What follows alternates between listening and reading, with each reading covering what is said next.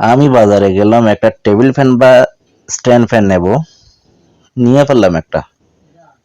কিন্তু কথাটা হচ্ছে বাজারে যাওয়ার পরে আমি যতগুলা ফ্যান দেখলাম শুধুমাত্র ওয়ালটন বাদে প্রায় ফ্যানেই চাইনিজ। এখন আমার কথা হচ্ছে বাংলাদেশে এত প্রযুক্তি বিশ্ববিদ্যালয়, এত ইঞ্জিনিয়ারিং কলেজ অথবা বিশ্ববিদ্যালয়ে থাকার পরও এখানে হাজার হাজার ছাত্রছাত্রীরা পড়াশোনা করছে, এরাও এখান থেকে পাশ করে বেরিয়ে করছেটা কি?